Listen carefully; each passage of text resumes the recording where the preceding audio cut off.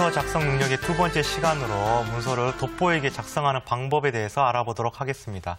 우리가 지난 시간에는 문서 작성 능력의 중요성이나 개념에 대해서 확인을 해봤는데요. 오늘은 좀 더 실질적인 방법으로 문서 작성의 일반적인 절차와 그리고 문서 작성의 원리를 파악해서 효과적으로 문서를 작성하는 방법에 대해서 알아보도록 하겠습니다. 먼저 시작에 앞서서 첫 번째 사례에 대해서 같이 함께 살펴보도록 하겠습니다. 본 사례는 신입사원의 문서를 보고 판단하는 상사의 모습인데요. 광고회사에 근무한 D씨가 신입사원이 작성한 기획안을 보게 되었는데 그 기획안에 내용도 없고 그다음에 핵심도 없고 두서도 없는 그런 기획안을 보게 된 그런 사례입니다. 이 사례를 통해서 그 광고에서 근무한 D씨는 그 신입사원의 기획안을 보고 갑자기 신데렐라라는 노래를 불렀는데요. 그 신데렐라라는 노래를 반대로 부르면서 당신이 작성한 기획서가, 제안서가 바로 이렇게 거꾸로 신데렐라 노래를 부른 것과 똑같다라는 사례입니다. 우리가 이 사례를 통해서 알 수 있는 것, 그리고 지난 시간에 배운 것처럼 많은 직장인들이 문서 작성에 대해서 스트레스를 받고 있고 또 굉장히 어렵게 이렇게 인식을 하고 있었었는데요. 특히 신입사원의 경우에는 더군다나 더 문서 작성에 있어서 어려움을 많이 느끼게 되는 것이 현실입니다. 아마도 그 이유는 문서 작성을 나한테 맡겨졌을 때 그 핵심적인 내용에만 초점을 맞추고 있는 거기 때문인데요. 그래서 오늘 이 수업시간을 통해서 문서 작성의 절차를 알아봄으로써 과연 문서 작성을 위해서 어떤 준비를 해야 되고 어떻게 작성해야 되고 어떻게 전달을 해야 되는지 그 절차에 대해서 학습을 해보도록 하겠습니다. 일반적으로 비즈니스 문서 작성의 절차는 크게 7단계로 구분을 하고요. 그 첫 번째 단계로 바로 목표를 명확화하는 단계가 가장 먼저 이루어져야 하는 단계입니다. 나에게 문서가 작성해야 되는 문서가 굉장히 다양한 문서가 주어질 수 있는데요.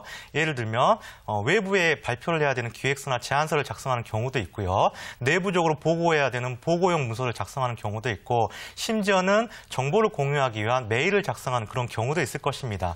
이렇게 방금 설명드린 메일이냐 아니면 보고서냐, 기획서냐, 제안서냐에 따라서 문서 작성을 어떻게 해야 되는지가 굉장히 다를 수가 있습니다.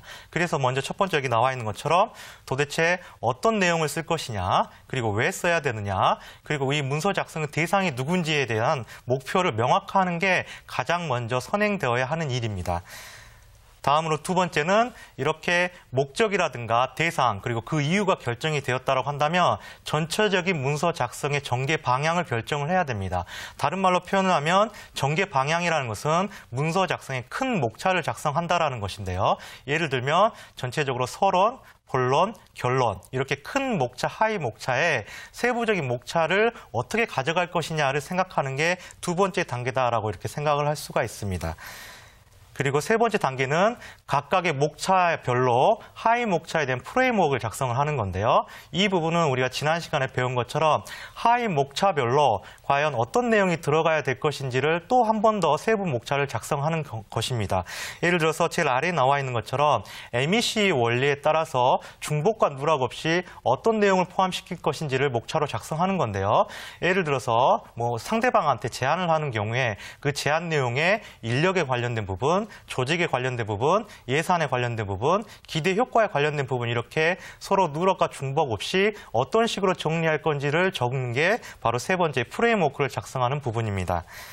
그리고 이에 따라서 첫 번째, 두 번째, 세 번째 단계를 거쳐서 분석에 필요한 이렇게 정보를 수집을 하게 되는데요. 특히 정보를 수집할 때에는 방금 설명드린 MEC 원리에 따라서 각각의 하위 목차별로 필요한 데이터를 수집을 해야 됩니다. 특히 데이터를 수집할 때는 가능한 한 최신 데이터를 수집해야 되고 또 신뢰할 수 있는 구체적 정보를 수집하는 단계가 네 번째 단계가 되겠습니다. 그리고 이어서 이 네 번째 단계까지 이어서 다섯 번째 단계에서는 수집한 정보를 가지고 논리적으로 분석해서 과연 어떤 내용을 담을 것인가를 결정하는 게 이 다섯 번째 단계라고 할 수가 있습니다. 지금까지 설명드린 1번부터 5번까지 다섯 번째 단계는 사실상 문서를 작성하기 전 단계인 문서